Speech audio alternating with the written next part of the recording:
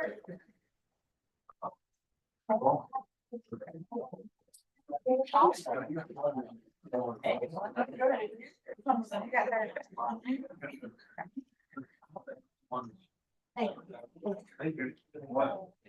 evening. It's 6.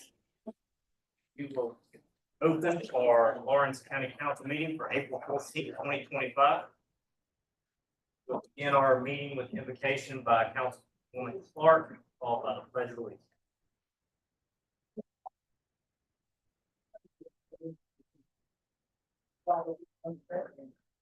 Thank you all, bless every blessing on our life.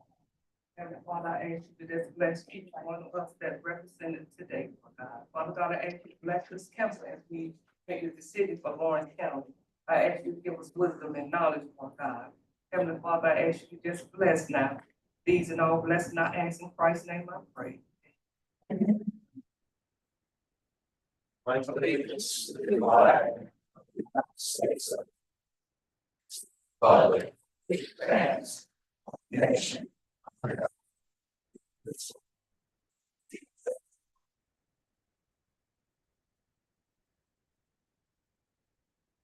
Welcome everybody here tonight. Can you hear me? Barely. Can you hear it now? Bring it up a little bit higher. Whoever is controlling the sound, if you could give us a little more, that would be fantastic. The first item for business tonight will be the approval of our agenda for April 14th, 2025. So moved. Have a motion, Second. a second. Any discussion, additions to the agenda? If none, all those in favor of approving the agenda? Raise your right hand. Opposed, none. 6-0, approval of agenda passes. Our next item of business is approval of our minutes. We have 3 sets of minutes this evening. We have a March 10th, 2025 regular session, a March 17th, 2025 Intergovernmental Affairs Economic Development Committee, and a March 24th committee as a whole. What is your pleasure in approving? Motion to approve the minutes from March 10th, March 17th, March 24th. We have a motion to approve March 10th, 17th, and 24th. Second. Motion and a second. Any discussion? Yes. On the minutes for March 17th for the Intergovernmental Affairs and Economic Development Committee, just a slight typo on those minutes as far as the attending members as well as the invocation motion. And of course, there's just a few names just got wrong. We already talked to the clerk. She's gonna straighten that out for us for the final minutes of this panel. So Councilman Patterson has made a motion that we change or correct the minutes from the Intergovernmental Affairs and Economic Development Committee where it references who was in the meeting and who spoke during the meeting. All those in favor of approving the minutes with those changes? Any opposed? That passes 6-0. Thank you. We have a few special recognitions this evening. The first is, this is National 911 Education Month. And we have a proclamation on behalf of Lawrence County. Whereas 911 is nationally recognized as the number to call in an emergency to receive immediate help. Whereas 911 was designated by Congress as the national emergency number under the Wireless Communications and Public Safety Act. And whereas the Enhanced 911 Act of 2004 established Enhanced 911 as a high national priority as part of our nation's homeland security public safety. And whereas people of all ages use 911, and it's critical to educate the public of all ages on the proper use. And whereas a growing segment of the population, including our deaf, hard of hearing, deaf, blind, and individuals with speech disabilities, increasingly communicate with non-traditional text, video, and instant messaging communications, and anticipate these services to be connected directly to 911. And whereas thousands of 911 calls are made every year by children properly trained on the use of 911, resulting in lives saved, which underscores the critical importance of training of our children early in life about 911. And whereas there's widespread misuse of our 911 system, including prank and non-emergency calls, which can result in costly and inefficient use of 911 and emergency responses. So be it resolved and proclaim this day, 14th of April, 2025, National 911 Education Month. In addition, this week, April 13th through 19th is Telecommunicator Week. And so we are thankful not only for 911, what it means to our nation and what it means for our safety in our community, but those telecommunicators, frontline first responders that answer the call and provide the information necessary to ensure a prompt response. We are grateful for them today. Second is our Crime Victims' Right Week. It's April 6th through 12th, 2025.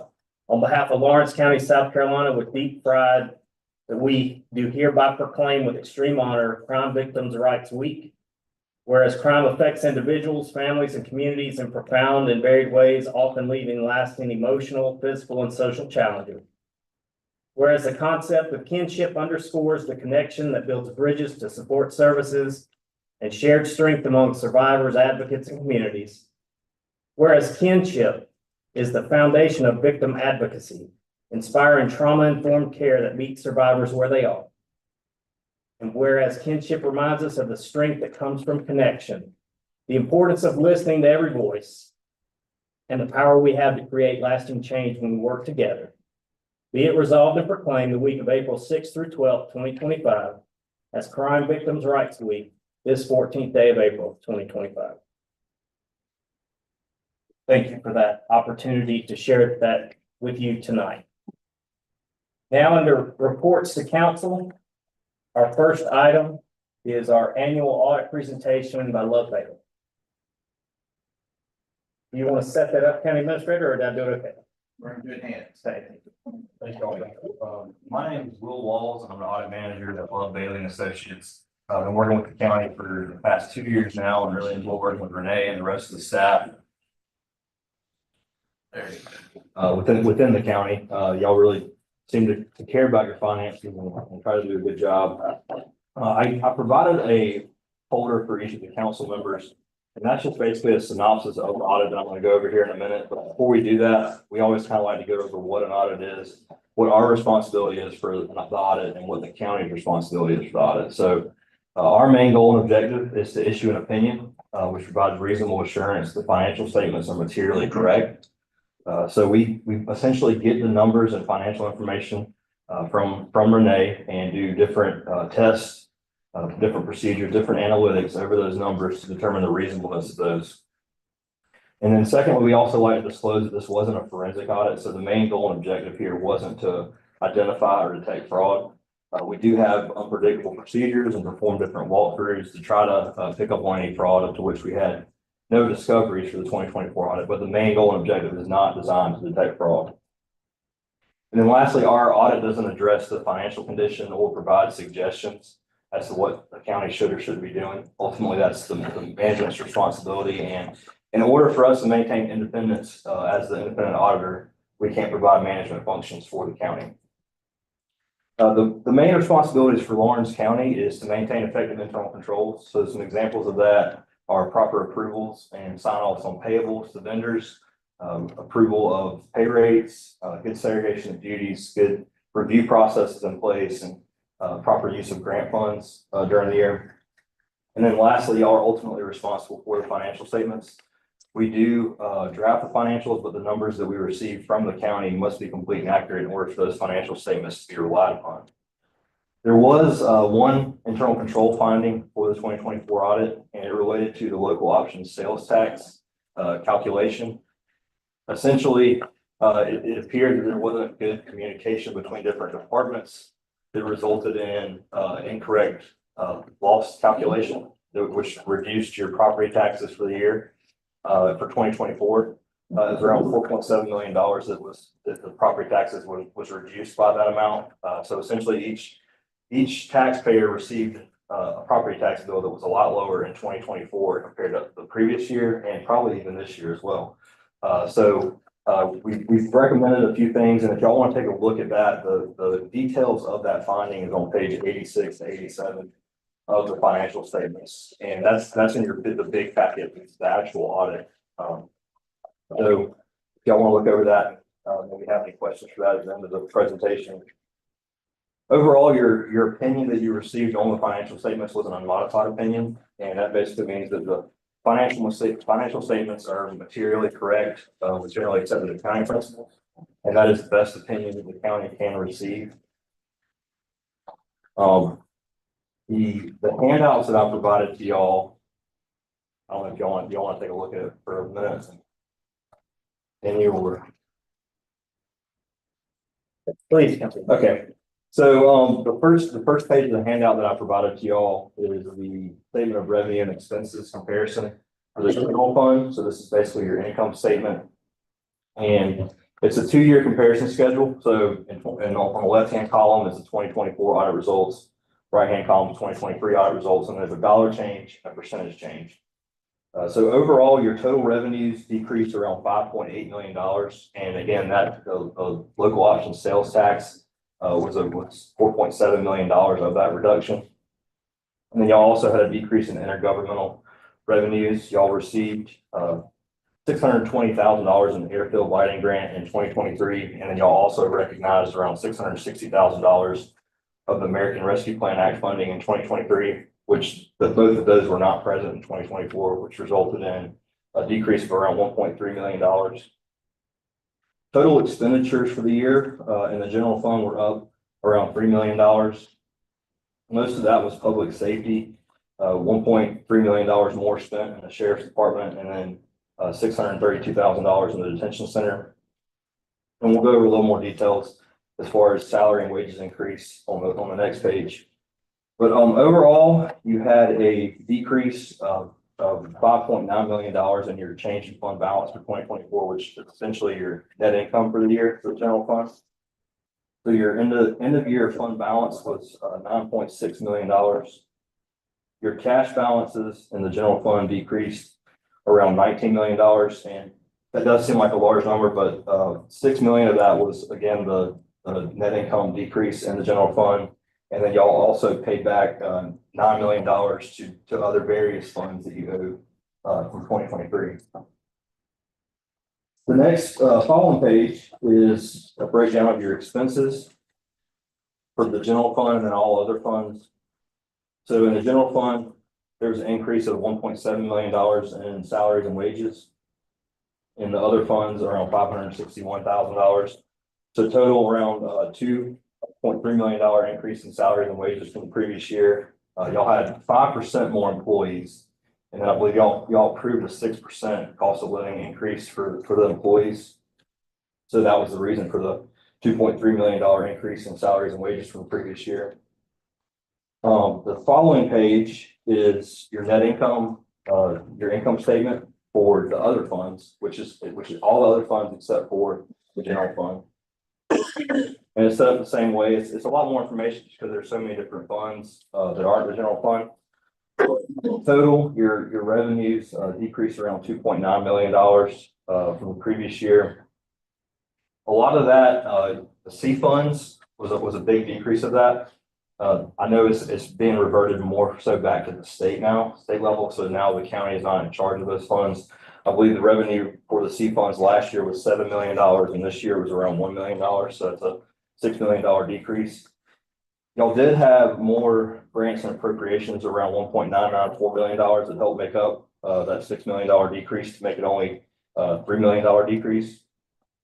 And then your total expenses for the other funds increased around $4.8 million. I believe y'all had some more expenditures to the EMS project, $301,000. Rural fire expenses increased $803,000.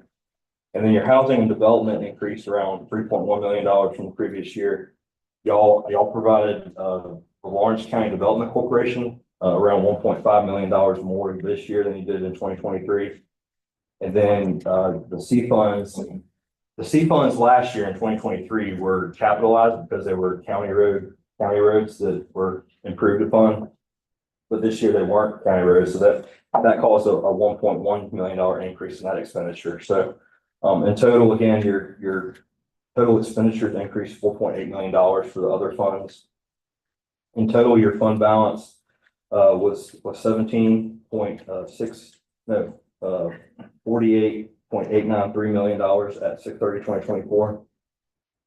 Your cash balances increased around $27 million.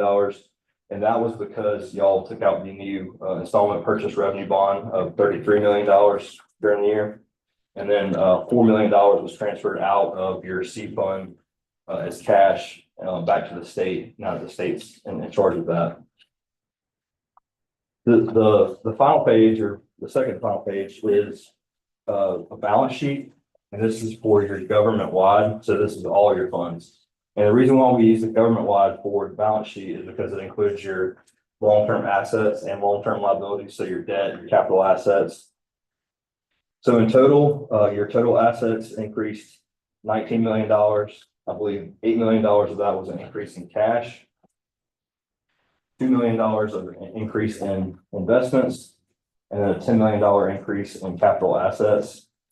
And I'll go over a little bit of the capital project sales tax activity for the year on the final page. In your liability section, your total liabilities increased $30 million. Most of that was the new bond that was taken out in 2024. We do have a pretty significant amount of accrued interest at 6/30/2024, and that was mostly due to that new bond that was taken out. I believe it increased around $238,000 from the previous year, and $252,000 of that accrued interest is related to the new bond. So again, your debt, it increased $27 million in total. $33 million of the debt proceeds from the new debt, and then $5.7 million in principal payments on debt during the year. The next page is a synopsis of your debt, and it's comparative as well. So you can kind of see at 6/30/2023, y'all had around $29.6 million of debt. At 6/30/2024, you had around $57.3 million of debt, and that's mostly due to that new installment purchase revenue bond. In 2025, you'll have a total of $6.8 million that's due of principal and interest payments related to debt. So that's upcoming in the fiscal year that we're in right now. The final page, I created a chart basically of the activity for the capital project sales tax money spent during the year. So in total, y'all had around $15.2 million of capital project sales tax money spent during the year. And you can kind of look down that list and see exactly what projects those went to. And the next section is your construction in progress balance. So how much y'all spent on each project so far. And this is as of 6/30/2024. And you can see I've created another column that's completed at 6/30/2024. So those are the projects that were completed in 6/30/2024. And then just some fun facts about the capital project sales tax revenues. So over the past 3 years, y'all collected around $22.8 million of capital project sales tax revenue. That's an average of around $7.6 million a year. And I know initially that was an eight-year project for all the capital project sales tax projects, and I think y'all took around $35 million of debt. So over that 8-year period, if y'all continue at the rate that you're at right now, y'all will collect around $60.8 million over that 8-year period. So that's plenty sufficient to cover the debt that y'all took out for the capital project sales tax. And those are the biggest highlights that I have for the 6/30/2024 audit. And I'll open it up right now with any kind of questions that y'all may have. I want to know my answer. Does anybody have any questions? Yes, sir. Yes, sir. Item. Get that right.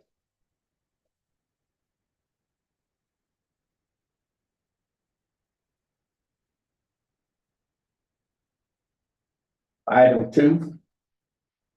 $1.5 million paid to Lawrence County Development. $750,000 more than the Hunter Industrial Park on the pilot. Preload, when you want to call it. And how much money we gave him?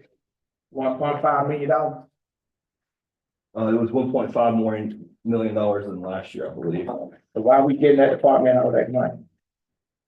So this is the audit. He would not be able to answer that question. Okay, we ask y'all later. Yes. Sir. He can tell you the numbers, but the details we can get that later. I understand. Anybody else have any pertinent questions for our auditor? We certainly appreciate the partnership. Y'all do a great job and, we have some challenges, yeah, but, it looks good going forward and I appreciate the way you laid that out. Yes, sir. Thank y'all. Thank you.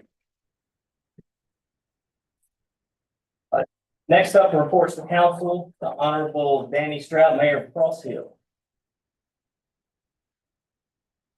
Thank you, Council, for letting me speak tonight. In town Cross Hill, we got a little problem. One street, last year we had a shooting on that street. 3 weeks ago, we had a stabbing on that street. And we'd like to stop it before it gets bad in Cross Hill. So I'm asking for more police presence in our town. If it's no more than going down this street and a ride by, or putting a hub in our town for a while till we can get this corrected. But the citizens of Cross Hill has really come to me and the concern. And this street, which is called Sheedy Street off of Lehman, it's not the citizens, it's more people that's coming in and parking down the street. So I don't know what their intentions are, but that's, the citizens been complaining, they go to the cars, so y'all don't supposed to be down here, but it's not help none. So, and next thing, several months ago, we opened our town hall up so the policemen could come in and have a drink, a cup of coffee or a snack. As of right now, we've had one cop come in several months. To me, that'd be presence of police in our town also. So I don't know what the right answer is, but that's what I'm asking for, more presence of police in our town. That's all. Thank y'all very much for letting me speak. Thank you. And after the meeting, I'll just let you know, we'll get together and, put more, into this situation for you, but, just know we appreciate that and we'll get together after the meeting. Thanks, sir. Yes, sir. And County Administrator. Thank you, Mr. Chairman. I believe it was last meeting, if not the meeting before, we discussed the opioid settlement funds that were coming down through the state. So state of South Carolina through an organization they set up called SCORF. It's the South Carolina Opioid Recovery Fund. They manage these settlement funds that have been made in the fight against opioid abuse and trying to gain prevention programs and things of that nature. So hit the fast forward button. Counties have to draw down these funds by May the 1st, if I'm not mistaken. If those funds are not drawn down from the state, those funds will then be turned over to a general type fund to be dispersed amongst however that SCORF deems necessary, how they want to do it. The intention, we partnered with the program called PlaySafe several meetings ago. And the intention with that partnership was to draw down those funds and keep those funds local. So we can work with our school children and people in the community that are reaching the challenging points of opioid. We're here again today to discuss drawing down the remainder of those funds to start working toward programs by that May 1st deadline. Again, we only have a short window to get this done. The ask today is to continue working with PlaySafe via a contractor MOU to be vetted by the county attorney, to then take that to SCORF and request that those funds be drawn down. Now, I've given you a packet of what PlaySafe's program would look like. And it's a combination of billboards, social media campaign, direct mail, any type of public service, community engagement we can do. So you'll see flyers and mailboxes, as well as employing some workforce to target our local school system to spread that knowledge about opioid abuse and prevention. The ask is to, again, engage with PlaySafe to move forward with the drawdown on those funds. We anticipate that drawdown to be approximately $1.9 million to go to this program. Again, this first step is an educational awareness program. The next step will be treatment, followed by prevention moving forward. So it is really a three-part approach. I do have Ms. Brandy Singleton with PlaySafe here to answer any direct questions you got, but that sets the stage as far as what the ask will be from council tonight. Does anybody have any questions for Ms. Singleton today? Do that go to 55 and 56? Yes, sir. So if you look at the handout I gave you, if you read through it, it'll touch approximately, the outreach will touch approximately 8,500 students, and that's pretty much every school in both school districts across the county. Hey, good evening. I had a kind of a clarification question. Yes. So this proposed program has been submitted and vetted through SCORP to meet all their Yes. requirements. And what this would be is our agreement as a council, as a county, to partner with you to put this into action. And implement that. And yes, that you are correct. So in order to draw the SORC funding down, you have to meet those core abatement strategies. And this does meet that prevention strategy for them. And if you look, I believe it's on the second page where it actually talks about which strategies we kind of highlight within the core abatement strategies, which is the community involvement with the multimedia campaign, as well as the boots on the ground for the communities and the schools. And just so you guys know, we're not just looking at talking with the students. We are actually trying to meet the parents where they are. We're talking about churches. We're talking about really being plugged in and having those individuals in your community. And we want to hire people from your community. We're not going to bring in PlaySafe people from somewhere else. We're going to hire folks here in Lawrence and have them be our representatives here to be able to facilitate that and those prevention and education pieces here in the communities. And just for our knowledge, if these funds are approved, do the funds come to the county and then to PlaySafe or straight to PlaySafe? Yes, those funds, if I'm correct with the finance director, those funds are appropriated to us and we in turn allocate those back to PlaySafe so they can implement their program. Yes, it comes to the county. Ongoing, or is it a one time, or is it as things are?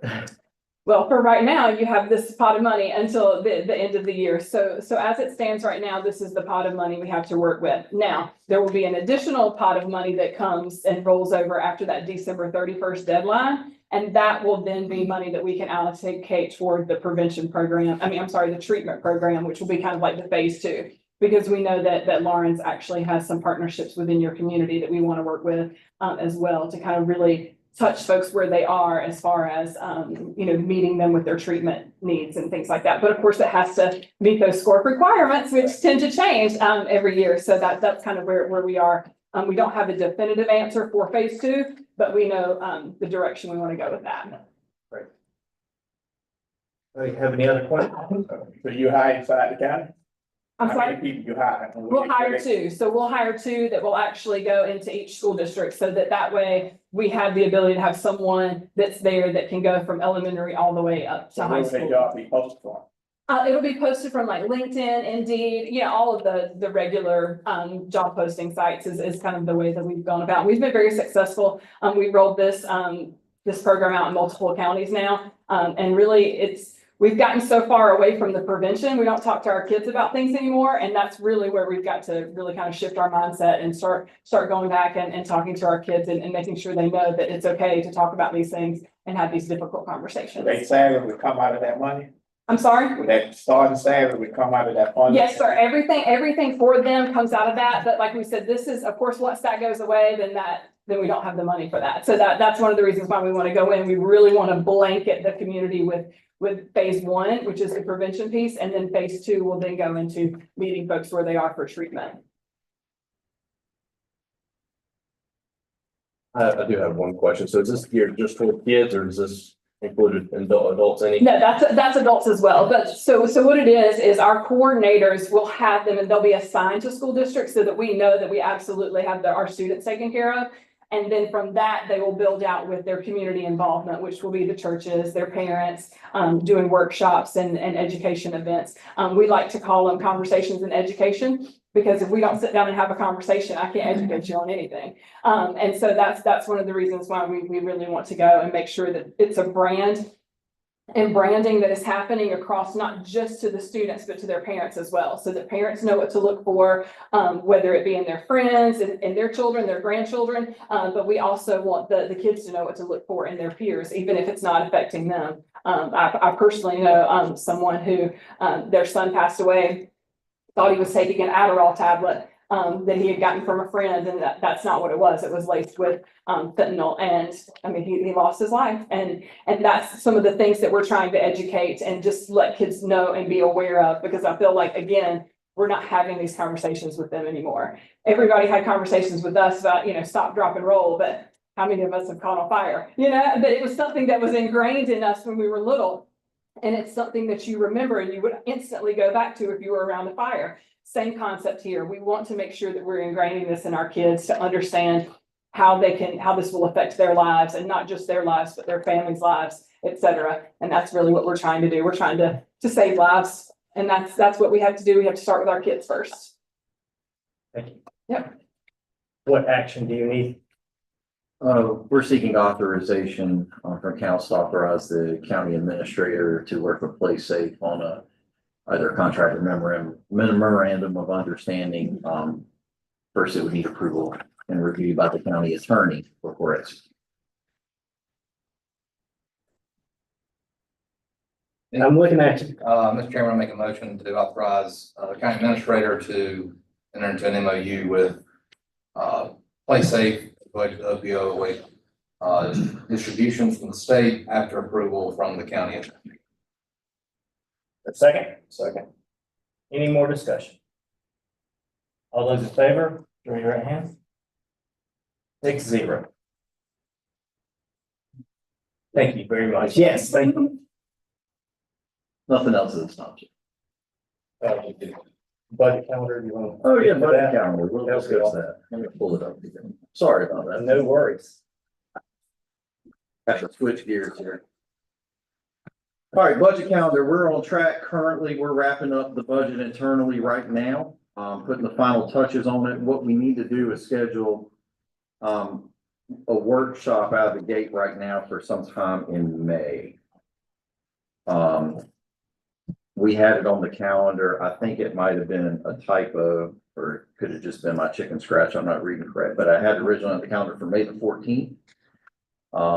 If we could look sometime possibly on the 13th of May, that'd be a Tuesday, or whatever council agrees to, but that week, that would meet our publication deadlines and keep us on track with our budget calendar process. What time? That's for y'all to discuss, sir. So that suggestion is one of two, or is that we need one meeting or two? We'll likely need another, but that's the first one we need to Okay. do out of the gate. Yes, sir. So there's a suggestion for May 13th, Tuesday. How does that work for everybody here that you can see? And I'm assuming, Councilman Pilson, probably 6 o'clock if we're doing it in the evening. Yes, With sir. my calendar. How long of a meeting do we expect that one to be? That is the fire and EMS, budget workshop. That's what we have on the calendar right now. If last year was indication, I think it took about an hour. But I would plan on maybe 2.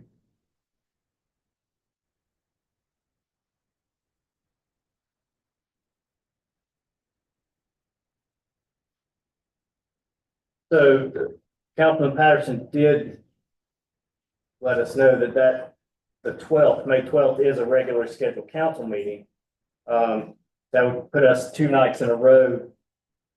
Do you think, We could do it that in we- tandem like we have in the past. could everybody just make a longer Monday night and have a budget meeting after the regular county council meeting on the 12th?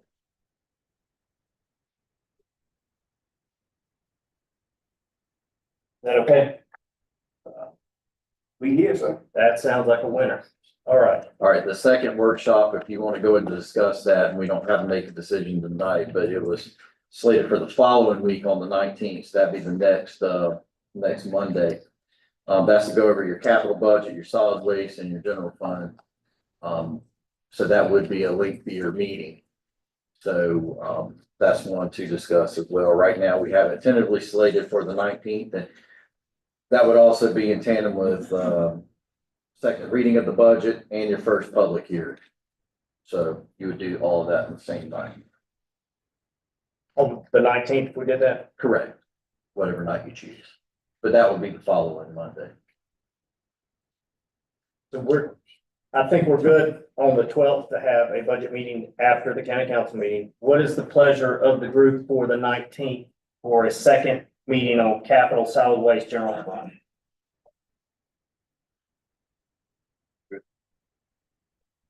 So we'll plan the nineteenth as the second, Yes, sir. budget. We'll get that scheduled. 6 o'clock, yes, sir. Excellent. Is just for reference, if we plug through those, have everything done on the nineteenth, your third reading and public hearing will be slated for June the 9th. That puts you well ahead of your deadline, so. Thank you, sir. That's all I have, Mr. Chairman. Awesome, thank you so much. Next item up is reports from committee. We had, one committee meeting since our last council meeting. I will recognize two. Oh, the committee as a whole, and then the intergovernmental affairs. I'll recognize Councilman Patterson. All right, thank you, Mr. Chairman. Intergovernmental Affairs and Economic Development on March 17th. Here in this room, Friendly and Mr. Lane and I conducted that meeting. I believe you also attended along with your staffers. In that meeting, we received information from multiple groups, starting with the Orange County Development Corporation. Mr. Coleman gave us a synopsis of 2024 main call outs. Created 2,305 jobs, filled 60 RFIs. Our hourly wage increased to $21.93 an hour, which was awesome. It has since passed, but he also invited us to the Nordson grand opening, which was on April the 2nd.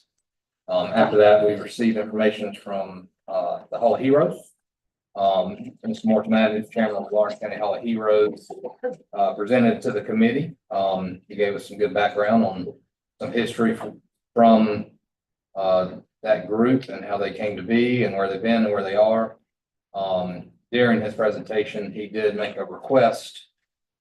He would like for the Lawrence County Hall of Heroes nonprofit group to sell pavers to be placed on the Veterans Monument on West Main. He didn't mention that they are in the process of regaining their 501c status. It's currently, they were 501c19, they're looking to go to 501c4. They expect that by the end of the year. Of course, we want to consider that before we did anything, that paperwork came through. Their desire with the funds raised is going to be to build a merchant marine monument, as well as start collecting money toward a first responders monument as well. And then as the years progress, their end goal is to eventually have a first responder / veterans museum. And so those are the three items they mentioned the funds go into should we look to authorize them to be a provider of selling pavers. After that, we heard from the Veteran Affairs Officer, Mr. Kerry Bolt. This was two part. His first part was to do the 2024 DDX reports. In 2024, Lawrence County Veteran Affairs Office facilitated help to 4,597 veterans in Lawrence County.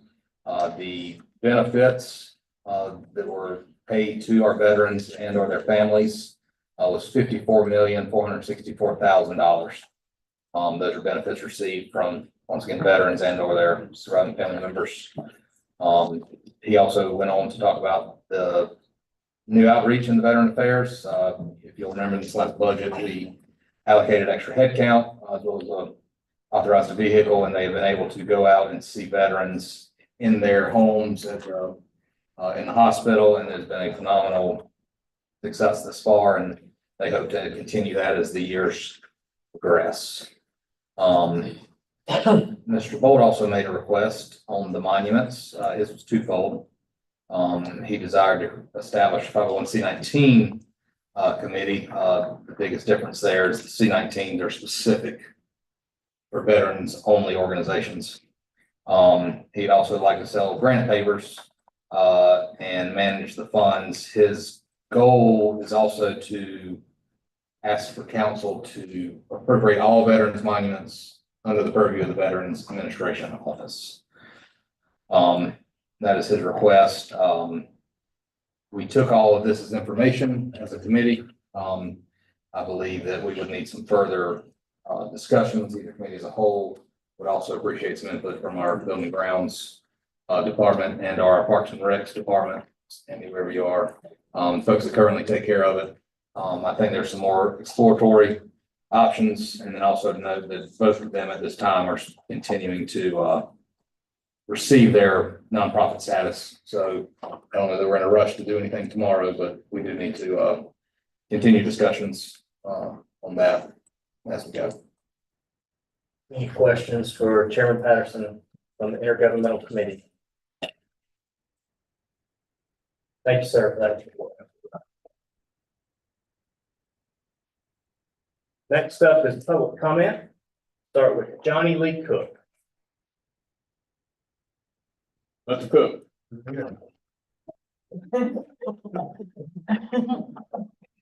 What was that? I'm kind of had. No. What was You gotta go up there and talk about your water line. Oh, I'll bring it about your water line, okay. I'll bring it to you. So you won't fall. Thank you. Sir, got it? Yes, ma'am. You need to Oh, say yes, hi. I live on, Lee Cook Road in Carsfield. And they, scraped the road a couple of times.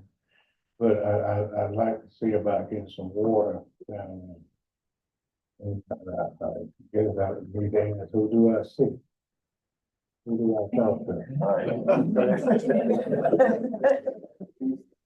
Can I get a? I'm gonna pick it up, I'm gonna pick it back off of Mr. Cook. Mr. Cook, Okay. they live off of Lonesome Third Road. I know. Lonesome Third Road do not have water line down through there. Talk about. And so what he's saying is, when the hurricane came through, they had no power, no water. Mr. Phillips, we got a point of order. We're doing public comment. That's what it's about. Talk about, Yeah. you said about bringing the roads, because you sick, he's a, Better. Purple Heart veteran, a Marine. And, the road needs to be kind of paved, because every time we have to rush him to the, hospital, it's what kind of bumpy, not big, whatever, pothole, yes. Yes, and, when the hurricane came, 4 trees fell, it's a lot of trees, and, one of the hunters that was hunting on the property down there, he had to cut Mr. Cook out and straighten the road, fix the road where the EMS can come down through there. So So I think, if you'll kind of hang around after the meeting time, we'll circle back with you and talk about those things. okay, Yes, thank you. thank you. Just quick clarification, what road was that? It's Cook. The Lee Cook Lee Road. Cook. Thank you. Nina Longshore. Okay, okay. Sit down, sit down. Okay, My name is Nina. I apologize. That's okay. A lot of people say- I did good even. Yeah, that's fine. My name is Nina Longshow, and I stay in Cross Hill. Okay, and I stay in Cross Hill. I stay on Cook Road, but I stay off of Lonesome Road. And it's in the middle of Ash Spring Road and 39. And both of those have water line, and like when the power goes out, we don't have water in that area. And maybe when the water line came, it was a little people, but we don't got a lot of people now. So we got a whole lot of neighbors and different people in. And I just think we need to have a water line, because at least we can have water. Because when Helene came, we was out lights, no water, no nothing. We had to, go to neighbors in Crossville, Mountville, or wherever to get water and And of course, the fire department, they gave us water too, but still, if we hadn't had the water line, we would have had water, maybe not hot water, but water. Yes, ma'am. So I would like to see a water line come through. Thank you. Even if everybody don't sign on, somebody will. Yeah. And it, just like I said, Tim, if you want to hang around a minute, we can talk. Thank you. Mike Stagmiller.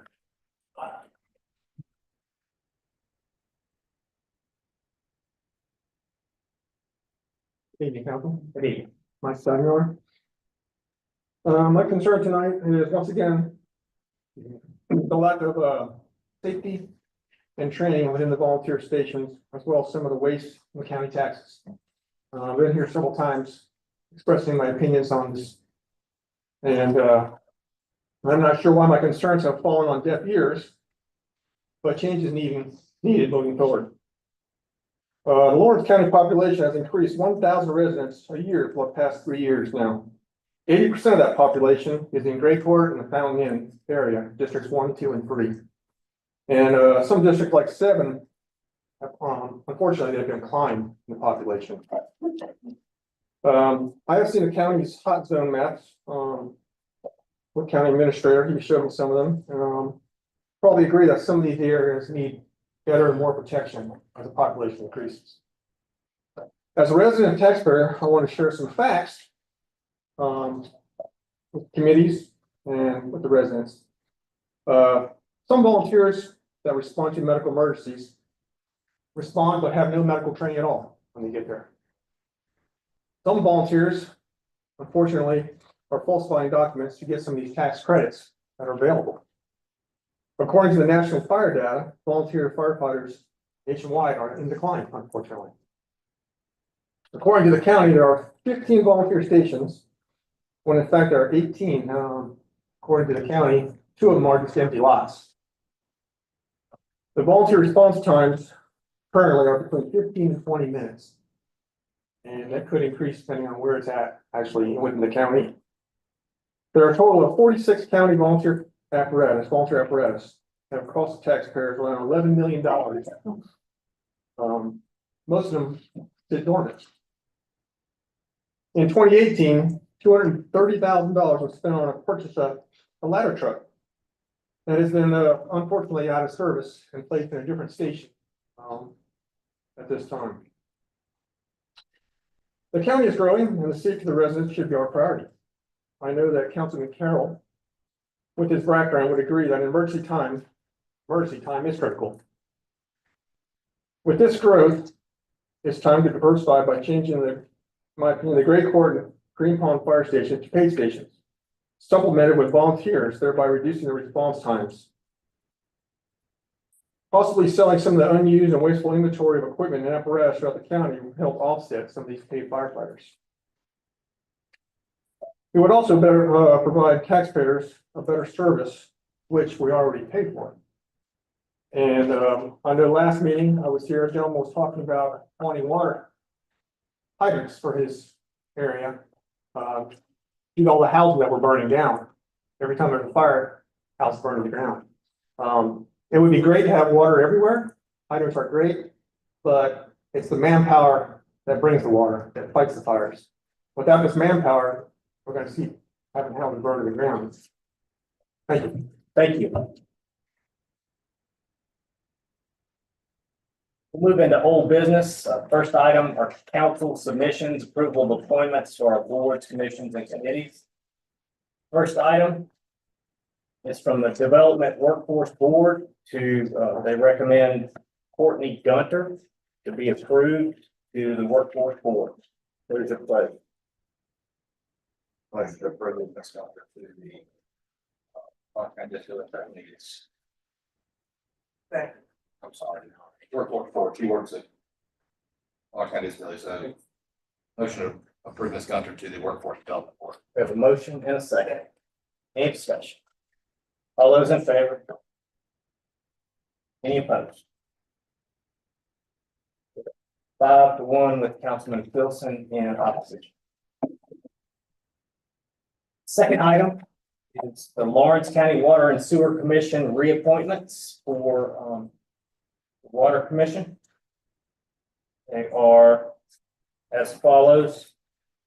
Jarrell Bird Junior, District 3. Loomis Bird Junior, District 6. Thomas Davenport, District 7.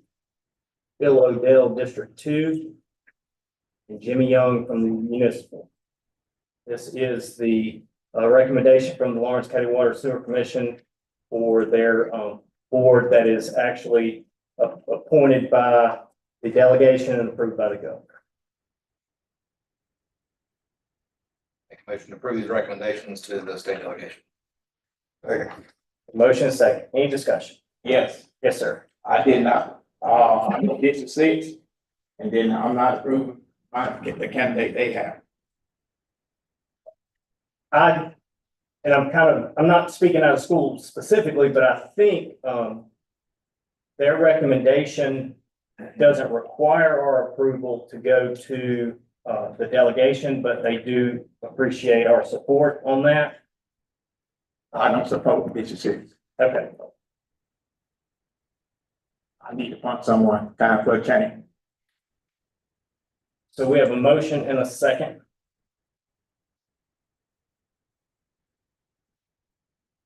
Any more discussion on this? All those in favor of approving the recommendation of the Lawrence County Water Sewer Commission? All those opposed? 5-1 with Councilman Filson in opposition. Next item is the 2025-2026 A-Tax Committee recommendations. The recommendation comes from the Parks and Recreation Committee. Is that correct, Mr. Howard? What is your pleasure in the approval of the A-Tax Committee recommendation? Motion to approve. Second. The motion is second. Mr. Howard? If there's any questions, I'm just here to answer. Okay, any questions?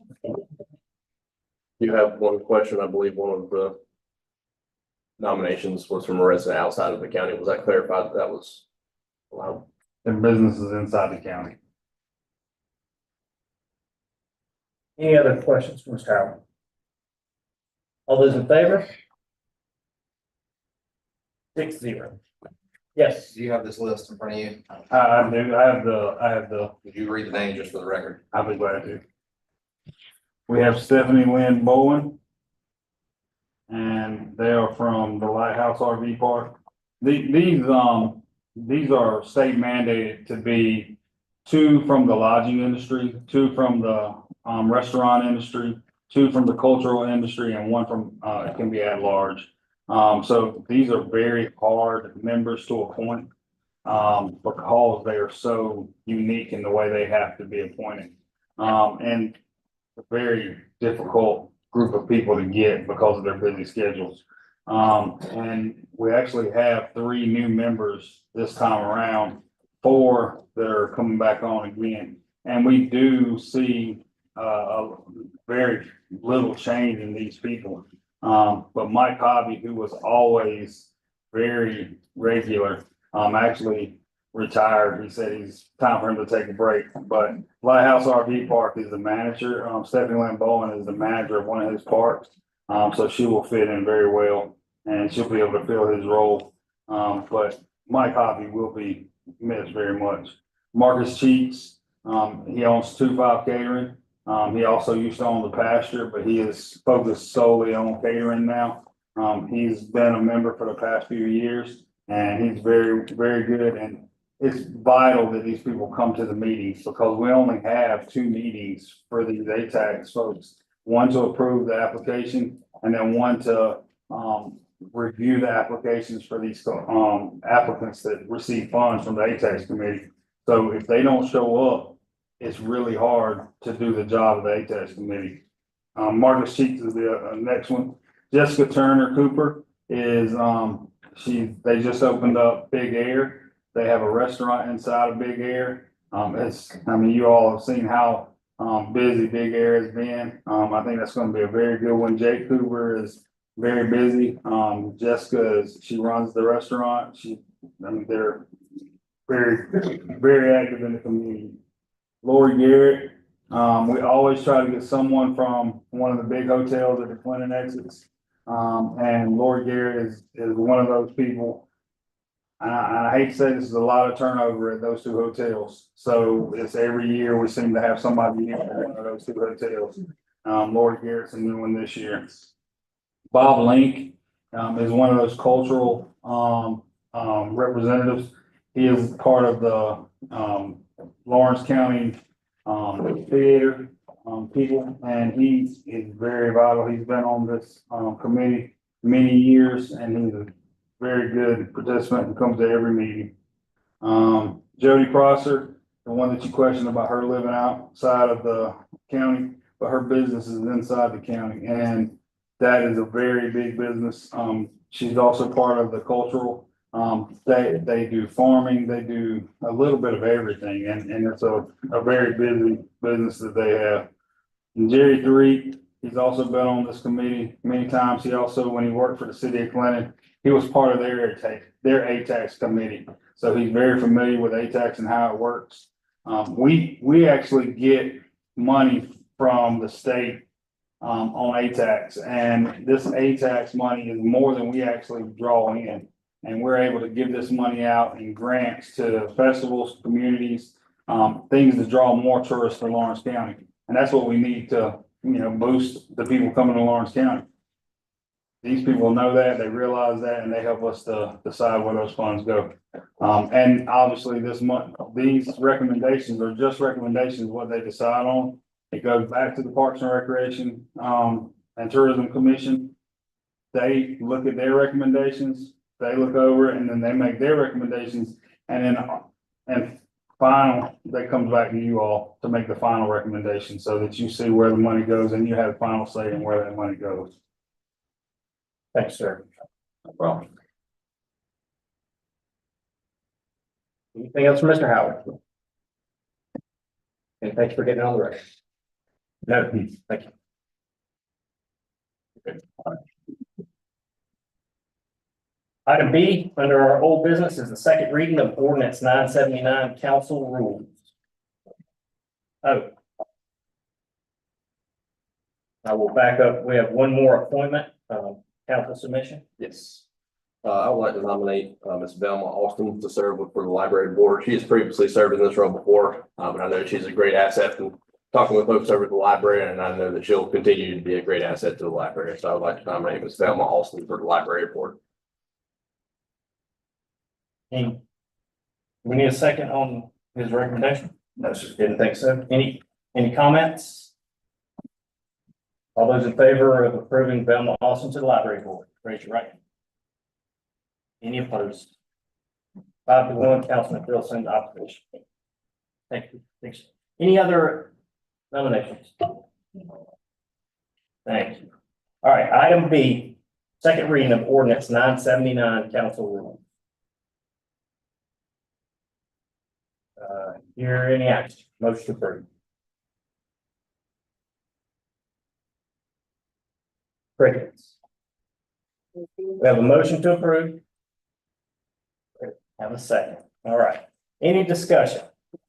When, we're gonna, each district will have somebody on this board. You're a step ahead of us. I believe you're a step ahead of us, council rules. Oh, okay, Yeah, we're on B. okay. Yeah, no worries. It'll be a good conversation.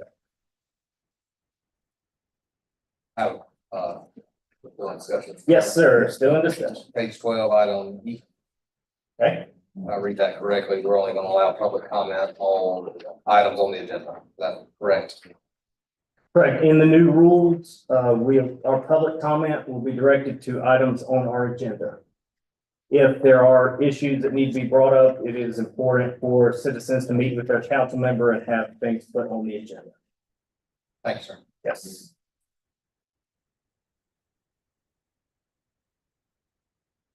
I have a question on page 3. Item B, employees of council.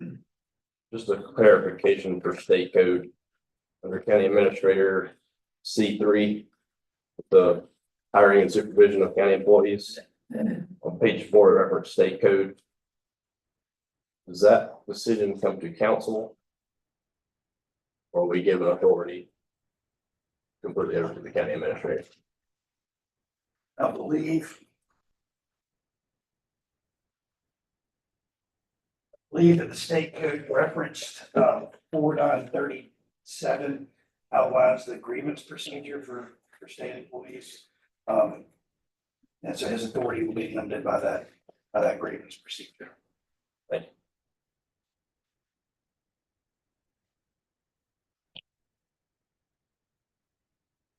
We'll give ample time. Any other questions, concerns?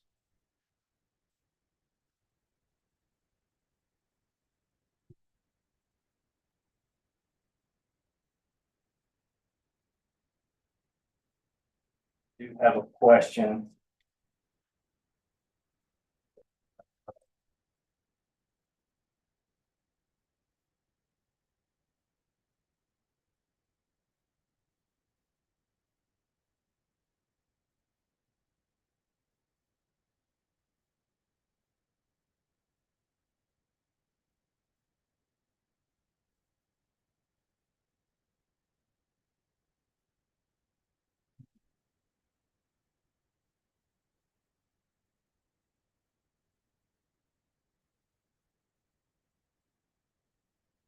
So on page 10, subsection 9, it's I, Sergeant at Arms.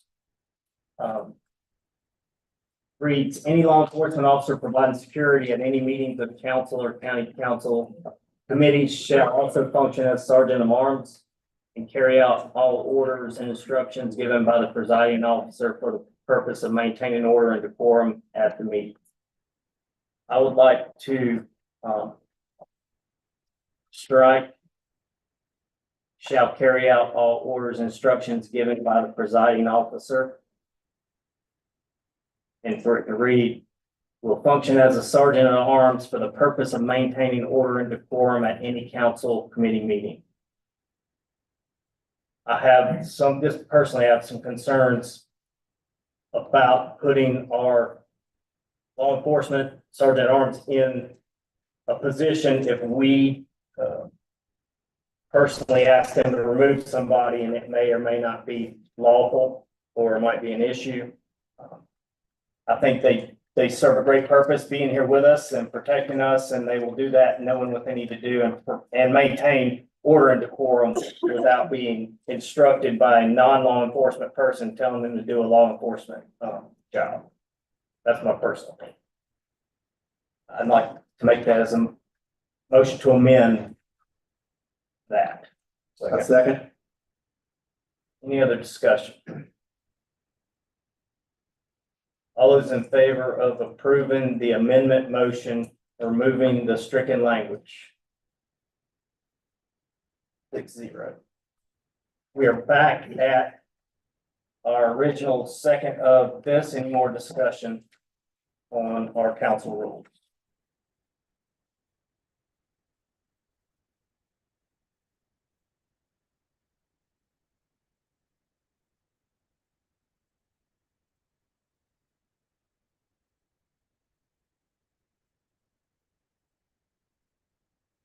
Yes, it's me again. I'm upon reading that, we need to remove B where it says upon instruction of presiding officer, it's the duty of law enforcement to remove an individual. That does not apply anymore. So I suggest I make a motion that we amend by removing letter B under sergeant at arms. Second. Any discussion? All those in favor? 6-0. Once again, we arrive back at, we have a motion and second to approve. Any more discussion?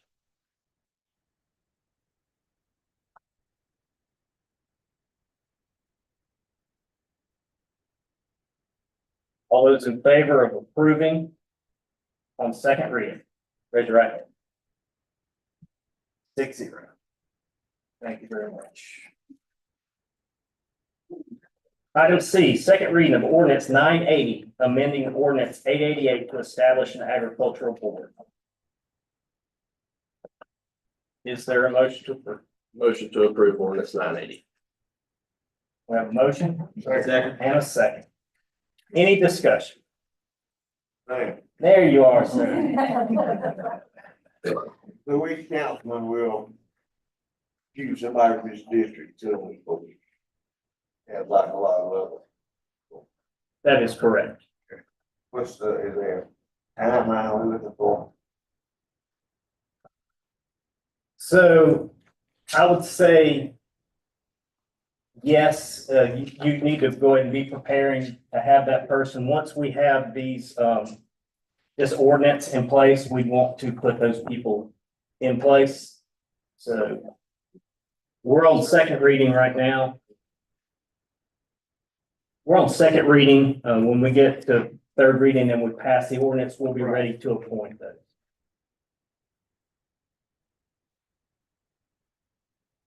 Anybody have any other comments, concerns about second reading of ordinance 980? All those in favor of approving ordinance 980 on second reading, raise your right hand. 6-0. Item D is second reading of ordinance 981, Project Wolf Philo. Mr. Matt, you want to have any comment on this particular item?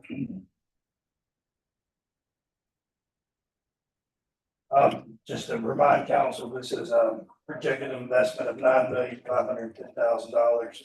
Projected 22 jobs, minimum investment of $8,083,500.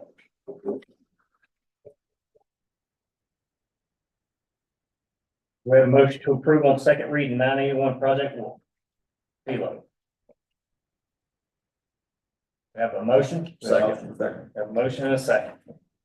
Any discussion? All those in favor, please raise your right hand. 6-0. Item E is the second reading of ordinance 982, which amends the Octagon Multi-County Industrial Park to include Project Wolf in that location. We have a motion on second reading. Motion. Motion, Second. motion and a second. Any discussion? All those in favor, please raise your hand. 6-0. We'll move into new business. Item A is the first reading of ordinance 983, which is our FY 25-26 general operation budget by title only. And the reason is this allows us to go ahead and begin our 2 meetings that we already have scheduled tonight to prepare this budget. I will entertain a motion. I'm up there. We have a motion. Second. Motion and a second. Any discussion? Mr. Attorney, as these are title only, there's no guts to these. I noticed on the agenda that there was not a ordinance to approve the local option sales tax reimbursement this year. Is that being wrapped back into the general operating budget ordinance? Correct, that is going into the general operating budget board. Thank you. Any other discussion?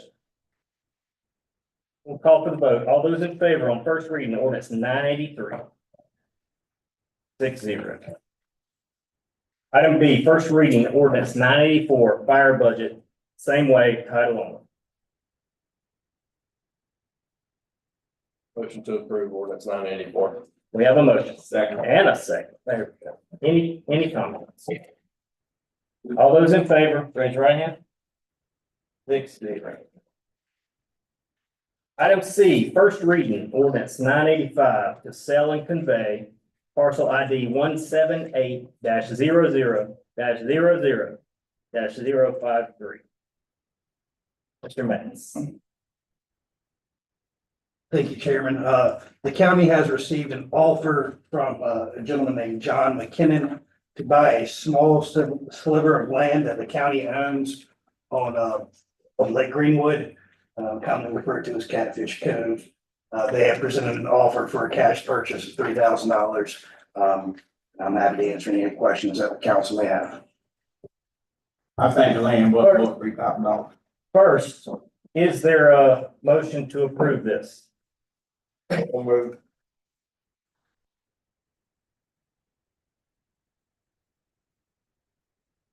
Motion, is there a second?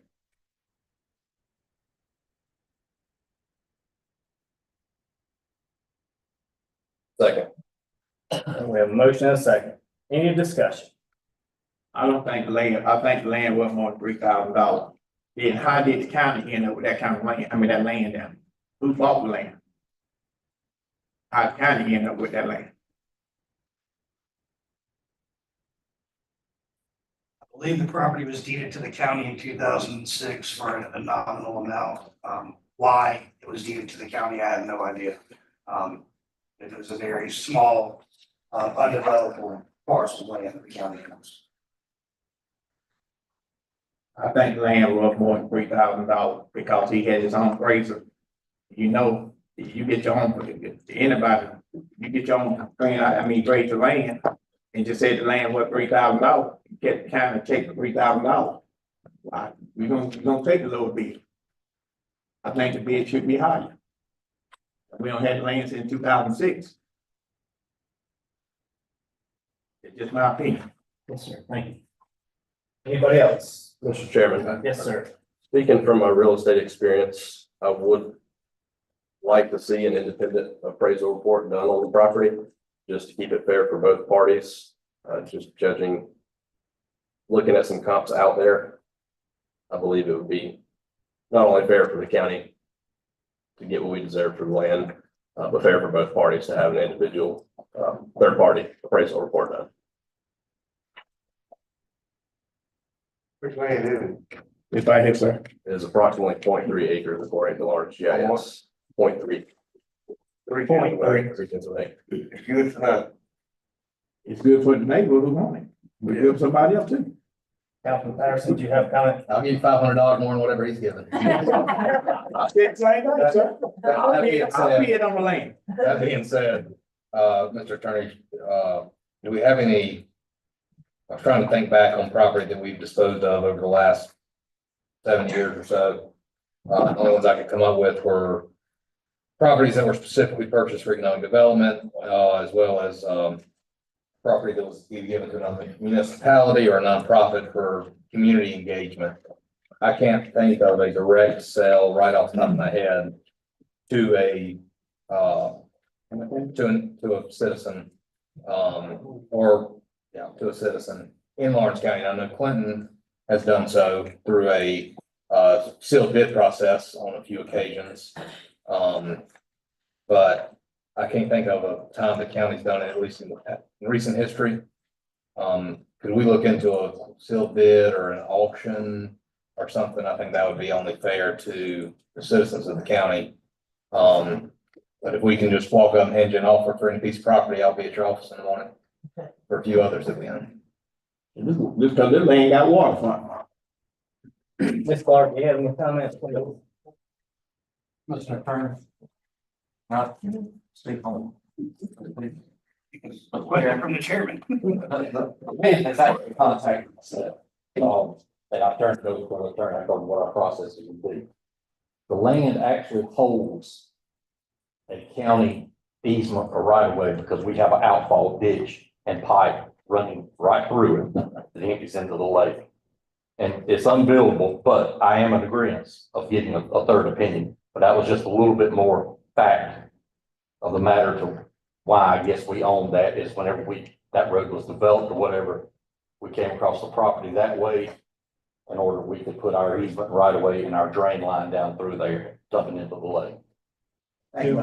Do we compromise our ability to keep that functional if we? It will be sold with that language in there that would still be, we'd still have our right of way to that pipe. And we would maintain that pipe.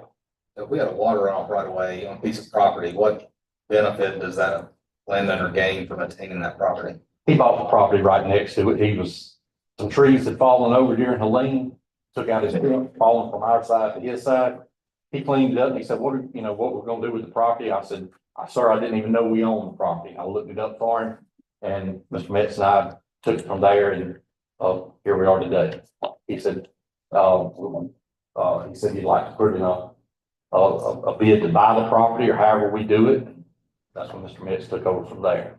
but I am in agreement about a third party, but still, it's the only thing that I can come up with, thinking back to that, was that is a county maintained road, Catfish Cove, and we obviously got that property so we could put our outfall ditch down through at the end of the lake and not on anybody's property.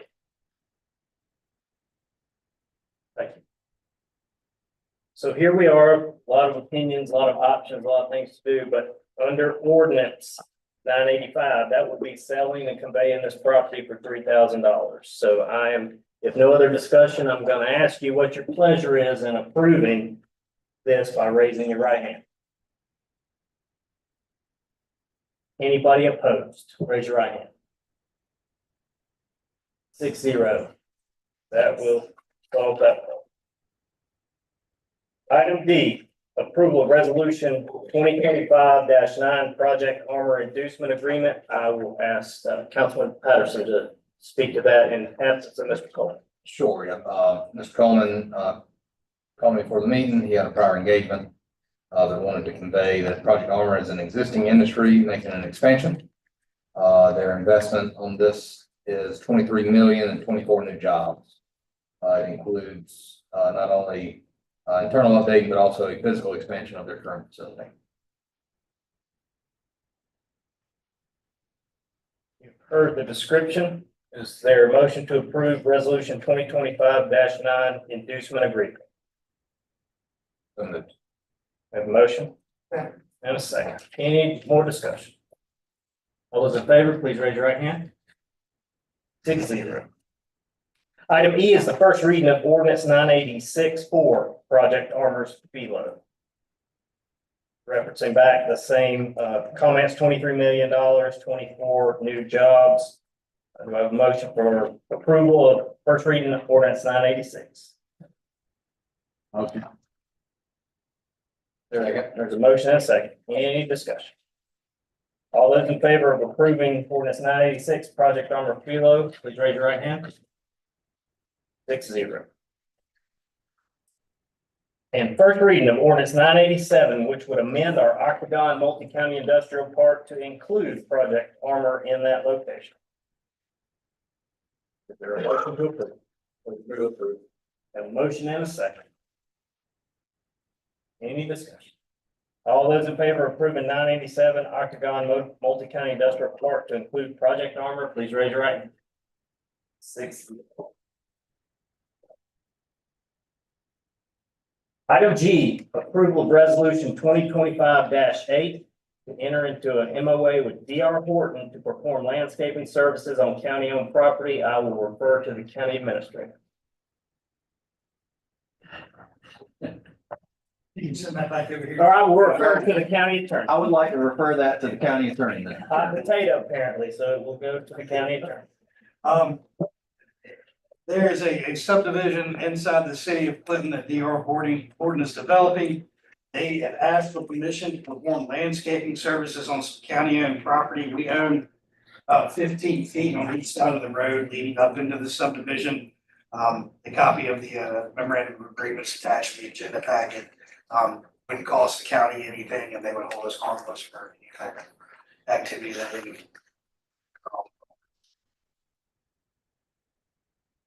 You've heard the description by the county attorney. Is there a motion to approve resolution 2025-8? Motion. There is a motion. Is there a second?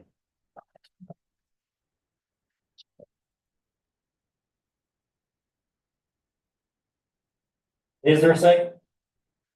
I will second for discussion. Any discussion? I know, sir. I just think that, we'd like to get a letter to them, you know, where they, work, giving it back to the county.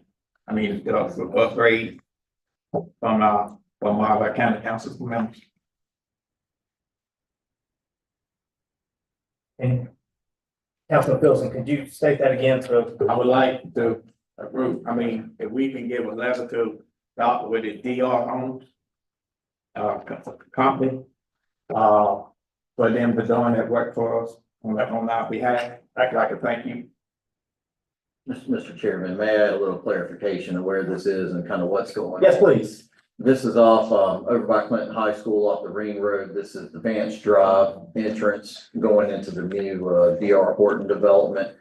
So basically, as you turn in, imagine turning in the neighborhood, there's grass on the right of way on the side of the road that we tried, DOT tried to stay on top of. They want to put a sign, some planters, make it spruce up the entranceway into that neighborhood. So it is a county piece of property, but this is what that MOU does, is allows them to go in there and clean it up and maintain it and keep it looking nice for the entrance of that neighborhood without coming to Mr. Wilson and myself. I think it's every other month asking if they can do it. So this just puts something in place to allow them to get out there and do the work. No experience with county, right? Yeah. Correct. Mr. Petty? Is this a permanent sign for the subdivision? What are they doing? This MOA, and correct me if I'm wrong, Mr. County Attorney, this is for them to go out there and clean. I think the sign's already in place, if I'm not mistaken. This is to go out there and maintain, mainly with grass cutting, flower bed maintenance, trimming trees back, those types of things to beautify the entranceway.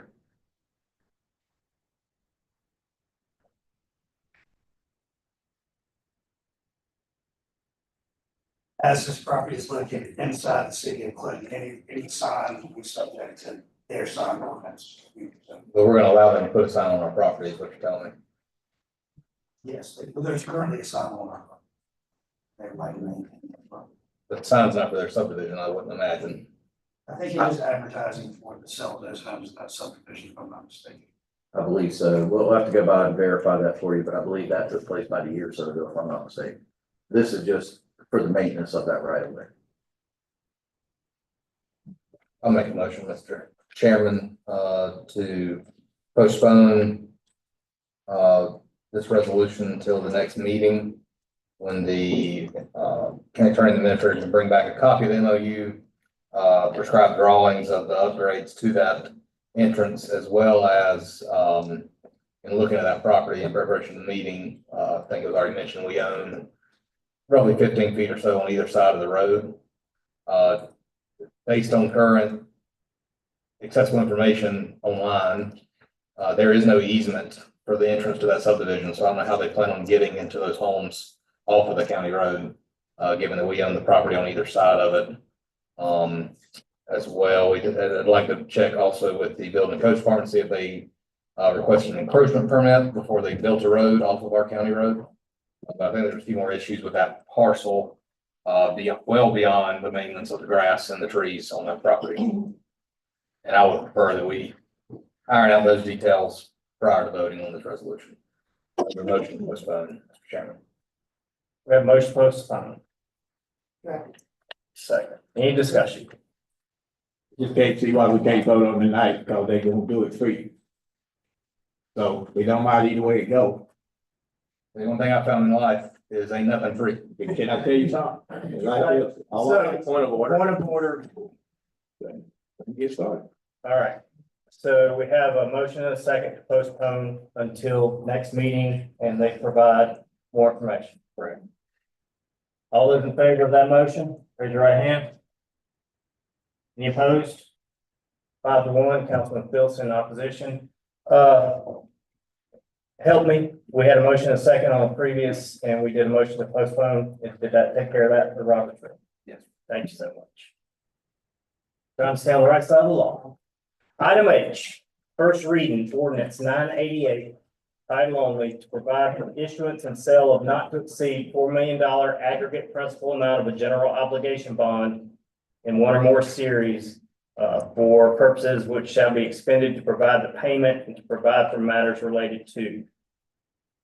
Mr. Administrator. I do not see our bond counsel here. They're hiding back there. He left. But Fast. I don't blame them one bit. The county attorney and I, as well as the sheriff and chief deputy, will attempt to tackle this and give all the information necessary. So some improvements need to be made out to our out to the county jail. We have chief deputy, as well as the sheriff here to explain what those improvements are. To give the 30,000 foot view on it, we have some general obligation bond debt falling off of our debt service, schedule in the near future. What we're seeking to do is to, go out for a geo bond issuance to tackle everything needed to do to get that jail up to par, as we see it today, so it can pass inspections and everything else we need to get it done with. What this would do would not, it would allow us to get everything we need done without going to our coffers to expend those funds that we have set aside for reserves. So this would allow us to basically just keep the same debt service schedule and keep rolling forward. As you see by title only, it's not to exceed that, $4 million mark. Again, as we hone into issuance costs, bond rates, everything we're dealing with and the volatility of the market right now, we'll hone in on that number a little bit more, probably by second reading, if not third. But, what I'd like to do right now is call, representatives from the sheriff's office up here to, discuss some of the things that need to be done out there. And they can speak a little more intelligently about that. Thanks, sir.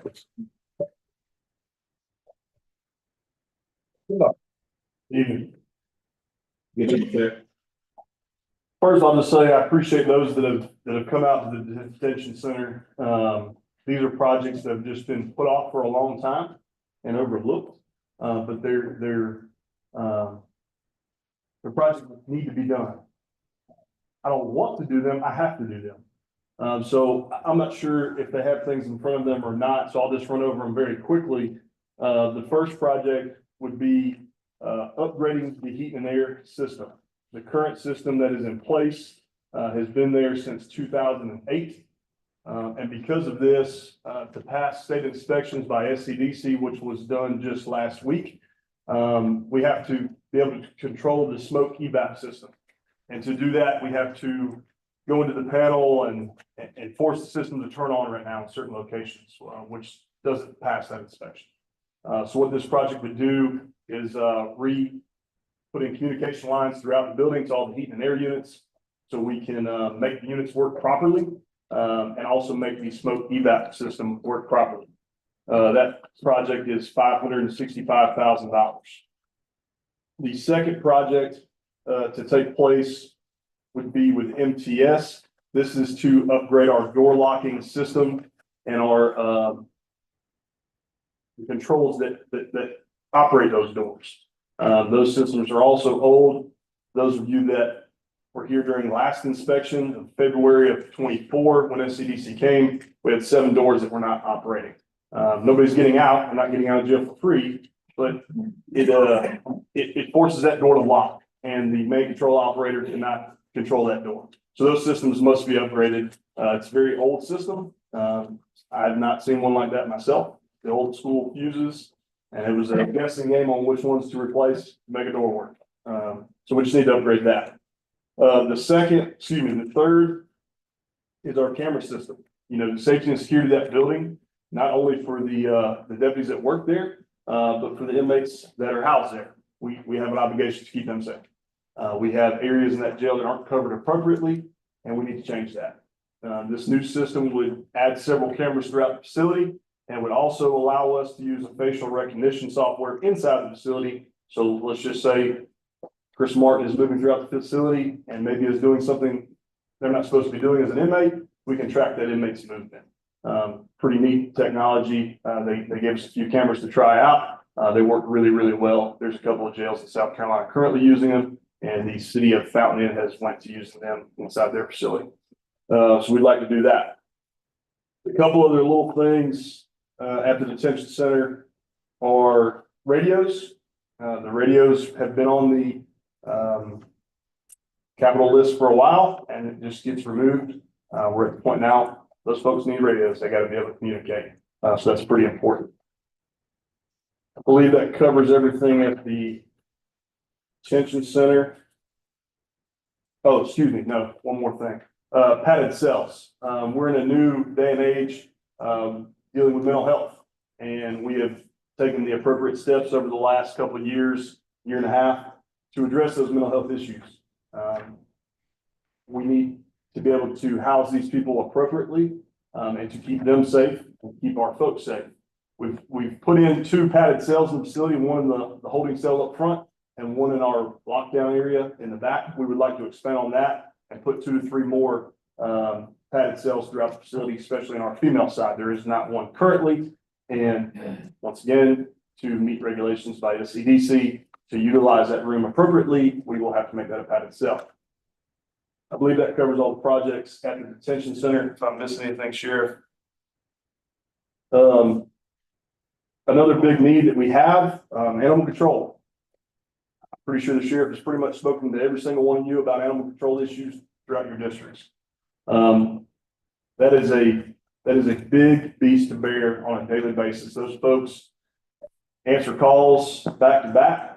We have to be able to house these animals and house them appropriately, deal with them appropriately. We're dealing with cases of parvo. We need more space. Let's just put it that way. And we need something that I'm pretty sure all of you have been out with animal control. I don't even know what you call it. It's just old county use space that we've acquired and made an animal control. So we need to dress that up. We need adequate facility out there for people that care for those animals on a daily basis. So the other project for out there is a 50 by 80 building to house 20 indoor, outdoor run kennels to help with those services. Pretty big project, pretty big need, and would also dress that place up a lot better. Was there a dollar figure attached? Yeah, apologize, I should have got to that. $798,310. I believe that is all the projects, unless I'm missing one. He referenced 20 runs, and that's in itself a lot more than that. It has, itself is a place to be able to conduct business, because they're working in a double wide out there, they're about to step forward. And it's just very tragic what they're working with out there. I refer to animal control as a red-eyed monster. So if any of you've ever been out there, you leave, press, you leave. And it's like Steve McQueen's movie, The Blob. It's growing all the time.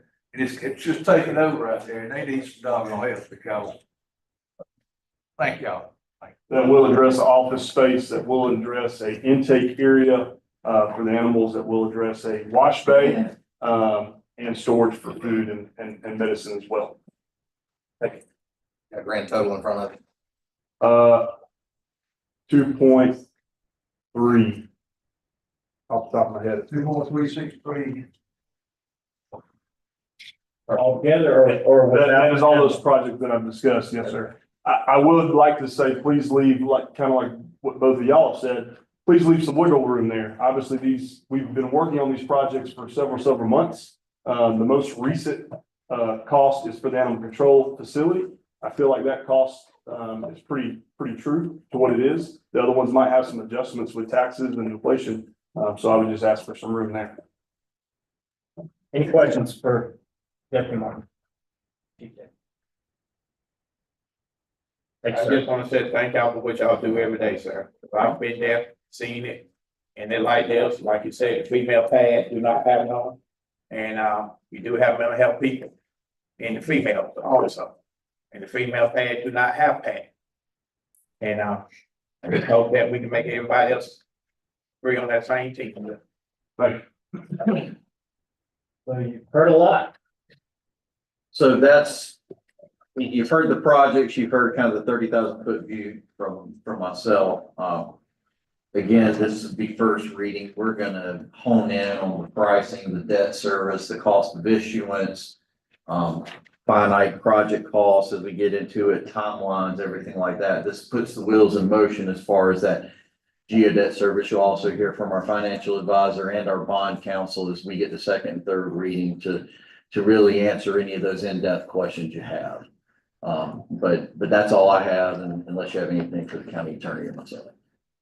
I do have one question. Will the $4 million amount change any as we go through the 3 readings? It could, with the addition of the dog runs and everything else, we could see that ebb and flow a little bit, but by second reading, we hope to have that to a finite dollar and a finite debt service, because that's important as well. And again, a lot of this is contingent on the volatility of the markets and the cost of that bond. Let me ask you something, Chair, and Chief, maybe, he showed me today one of the rooms were like coated and they didn't finish. But that's in that budget also, No, sir, it'd be nice to have that. but you still saying, can you put that together and get back to the middle budget? Yes.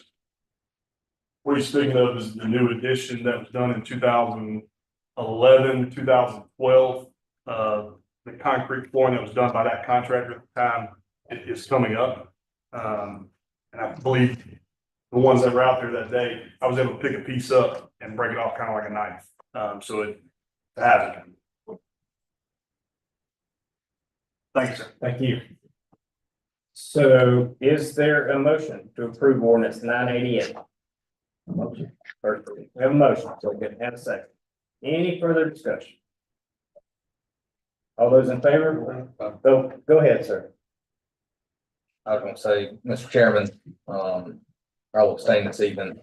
I'll tell you why. I wanted title only, but I see 4 million on this page. I see 1.5 million on the next resolution, and we heard 2.3 million from the chief deputy. So So there's 3 separate numbers. I can explain Okay. that for you. Okay, so the 4 million, that maybe not to your satisfaction, but I can explain.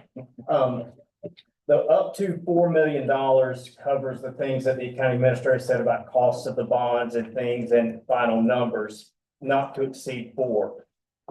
Item I, the resolution is a reimbursement resolution.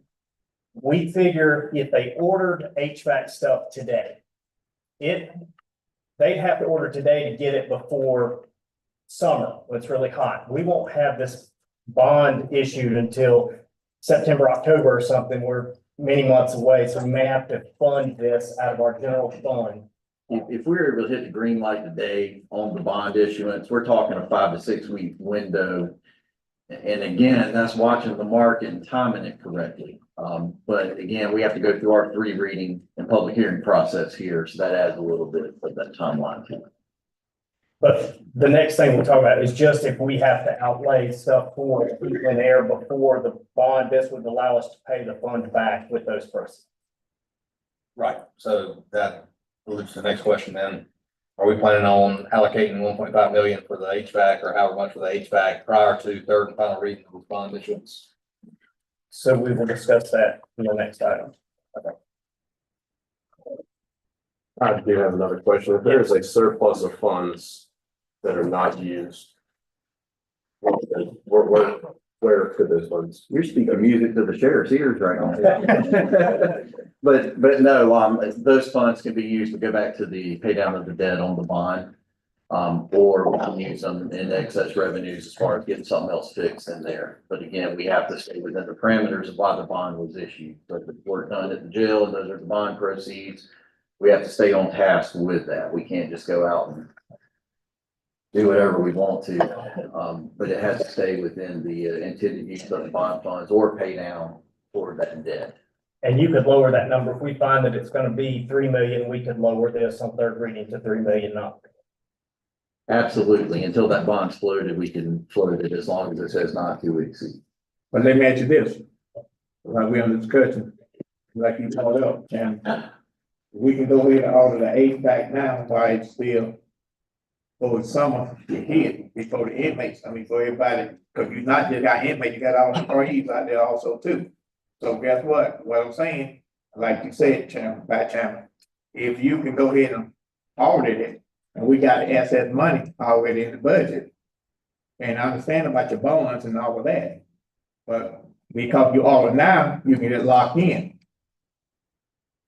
Yes, sir, that's correct. And to echo what the chairman said, item I on the agenda is a reimbursement resolution. So what we would do is go ahead and expend those funds out of our reserves to go ahead and put the things on order, get everything, like you said, locked in, ready to go.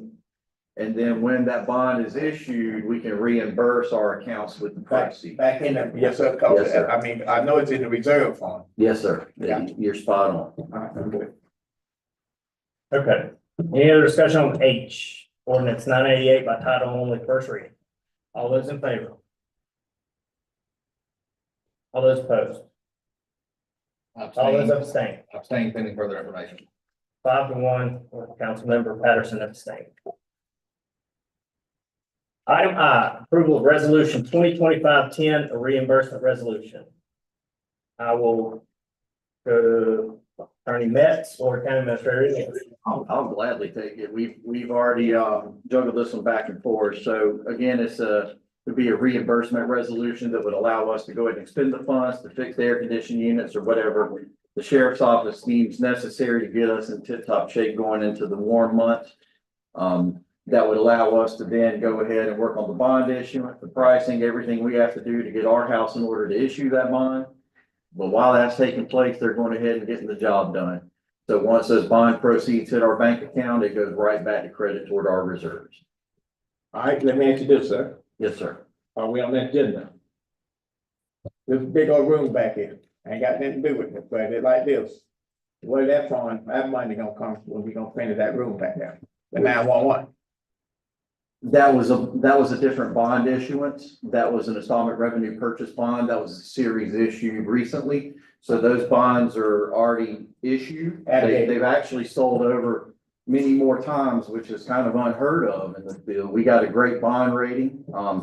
It was sort of history made. So we got that money in the bank. They're already working on pouring the floor and getting everything stabilized. You're gonna see that construction hit the ground running very soon. Thank you, sir. But that's a different bond series than this would be. Yeah, Yes, but I sir. just want to know what is outgoing on that bill. Yes, sir. Total different bond. We have a motion to approve 2025-10 reimbursement resolution. Motion. Is there a second? Second. Any more discussion? Yes, Mr. Chairman. Yes. Item B. The 1.5 million. Given that the request from tariff is greater, how did we land on that number? So item D, B is a boy. B. I'll let Mr. Higgs or Mr. Metz We're getting to that item. speak to that.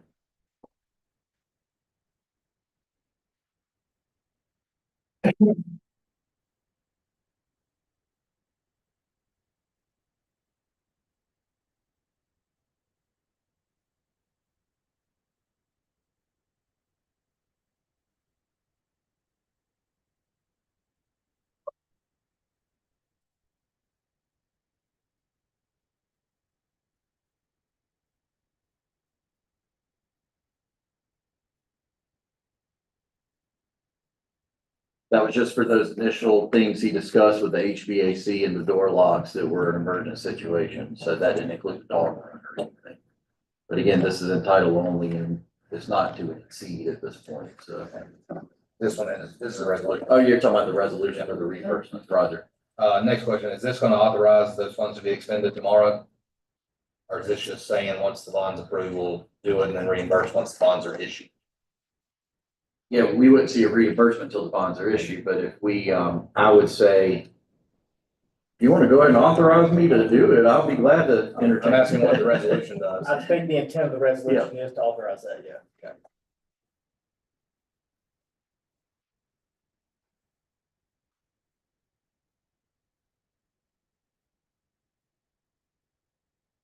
Make a motion to amend the dollar figure in item B to $2.363 million. Second. Motion and a second to amend the 1.5 to 2.363. Any discussion?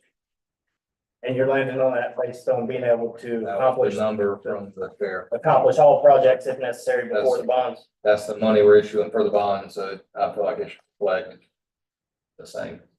So what you're saying, it'll go up or just stay what you're saying?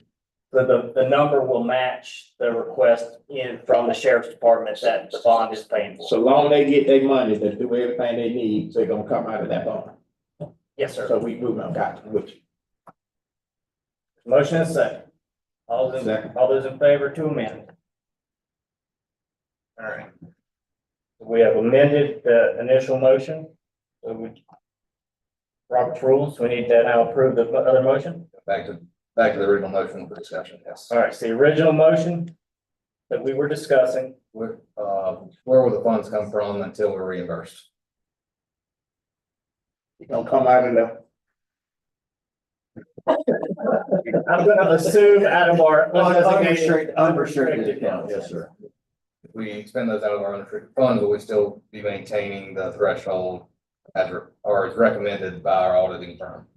I'll ensure that even if we have to slow roll it and do it on a systematic process to make sure we stay well ahead of that threshold, I'll ensure that'll happen from my office, as well as finance. Yes. Based on the audit we were just presented, it does scare me that we, due to whatever reason, whether it's somebody don't know how to use a calculator or what it was, our revenues were down 5.7 million last year, which reduced our funds in that fund, and I want to ensure that we're staying at our threshold required by. Yes, sir. And those funds are regaining as we speak, so we should be just fine. I just think that we get unnecessary money for other things that need to be, they located in Lawrence County. After my, So somebody remind me where we're sitting. Do we have a motion and a second to approve the original? Okay, so now the vote to approve the amended resolution 2025-10 that matches 2.363 as 988. All those in favor, raise your hand. 6-0. Thank you, thank you. Thank you. And now we have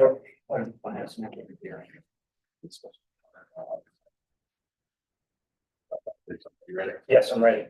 Mr. Chairman, I make a motion to reconsider ordinance 982. Amending the Octagon County Industrial Park to include, oh, sorry. 987. Yep, wrong one. Scratch that. Mr. Chairman, I make a motion to reconsider first reading of ordinance 987, amending Octagon County Industrial Park to include Project Armor.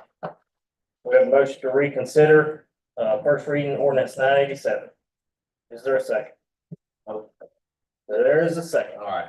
Discussion, Discussion, please, sir. reason for the reconsideration, that project is actually in the Hunter Industrial Park and not the Octagon, so if we can vote on the motion to reconsider, I'll then make a motion to amend, and then we can vote on that to assign that to the proper park.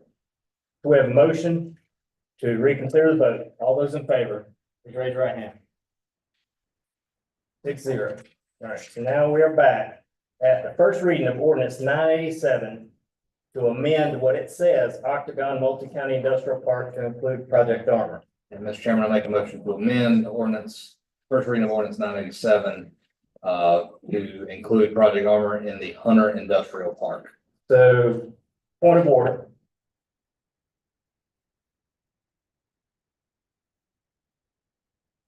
The fee agreement that was negotiated and presented by Lawrence County Development Corporation places Project Armor in the Octagon multi-county industrial park.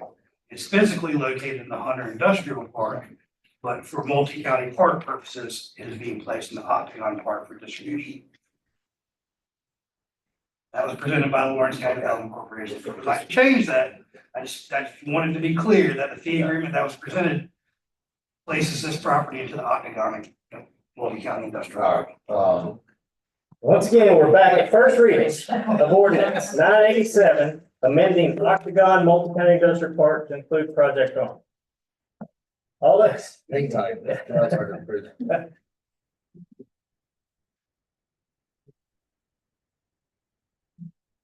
It is first, we can correct it later, can we not?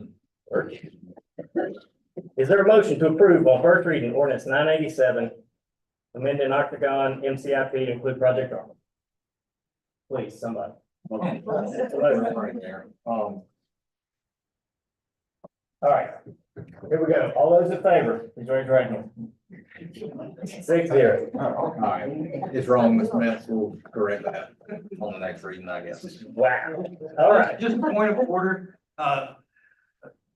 Councilman Patterson made a motion for reconsideration of the ordinance, so the vote should have been on the motion for We reconsideration. took that and passed. So the motion for reconsideration failed. Passed. Okay. Then we have discussion. Do we have discussion? Sure. I feel there's so much discussion. We just We just re-voted. We voted on it again. Yeah, All right. double vote.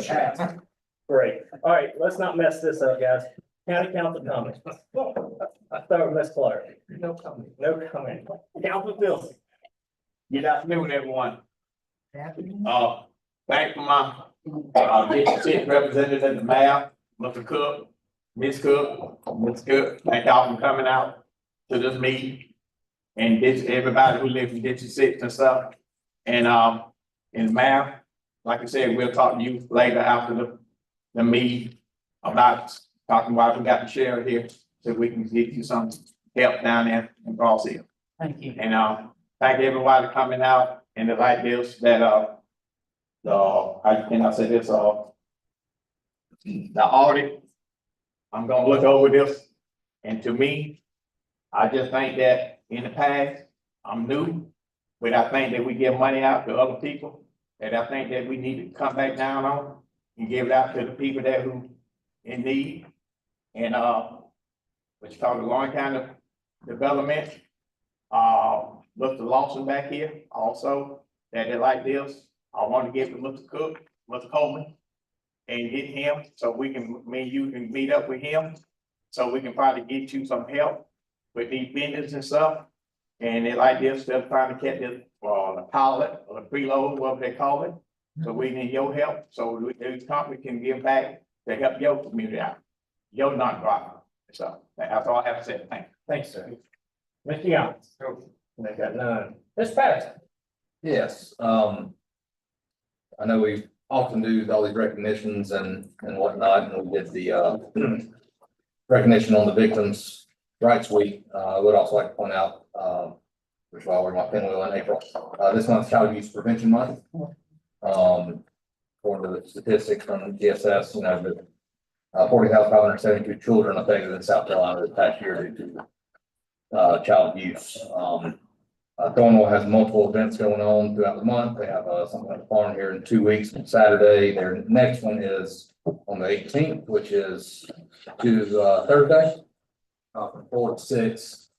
Chick-fil-A here in Lawrence, any of the proceeds, some of the proceeds will be going back, as well as they'll have family activity kits and different things. So if you're out and about on Thursday afternoon, I encourage you to go by Chick-fil-A and see the Thornwell folks, and continue to support those organizations in the county who advocate against child abuse. Thank you, sir. Ms. Brown. Thank you, Mr. Chairman. I'll make this very brief, but thank you all for your patience as we get started off with this New Year's fairly young council.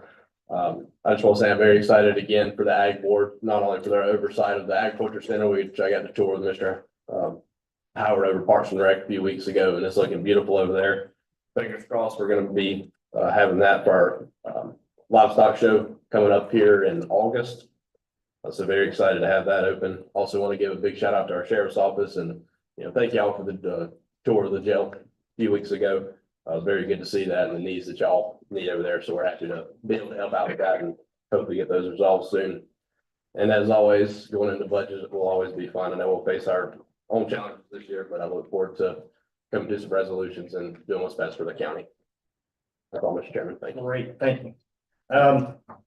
I hope it looks fun from your side, because it certainly is fun from our side up here. I do think that we are doing some heavy lifting for the county right now, and there's a lot of opinions and a lot of discussion. I think it's important, it's healthy.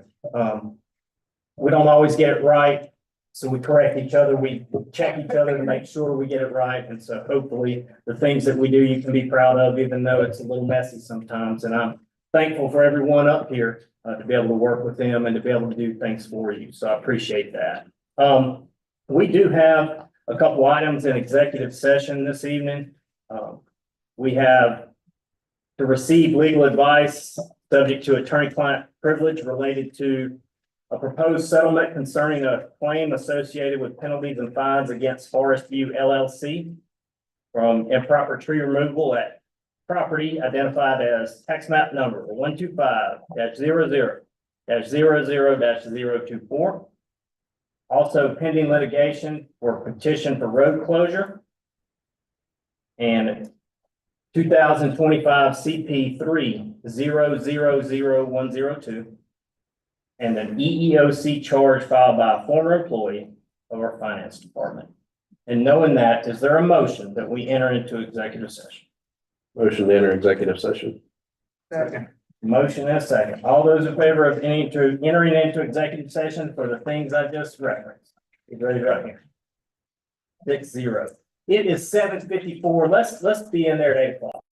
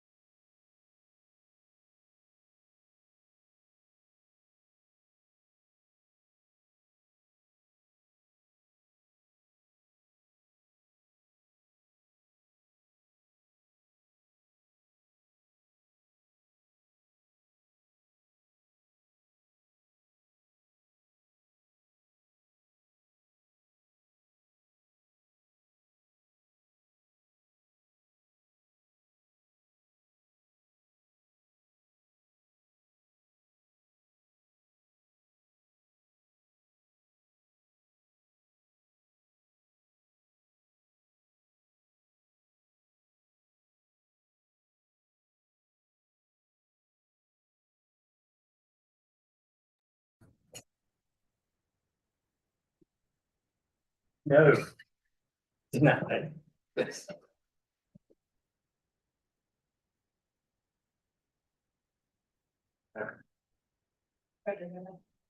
Oh, no shit. Wake up, we're good. All right. We are back from executive session. No action was taken. Are there any motions to come before the council from any of the members? Motion to adjourn, Mr. Chairman. We have a motion to adjourn. Second. There's a second. I All those, forgot one, sir. pardon? It brought to my attention. Lawrence City lost Miss Angela Calhoun Wallace, if I'm saying her name right. And, just want our condolences to go out to her family. I meant to say that, but I forgot. Thank you for that. I forgot about it. Somebody please give me her name again. Angela Calhoun Wallace. Angela Calhoun Wallace, who passed away, worked for the city of Clinton. City of Lawrence. City of Lawrence. Condolences to her family. All those in favor of adjourn, please raise your right hand.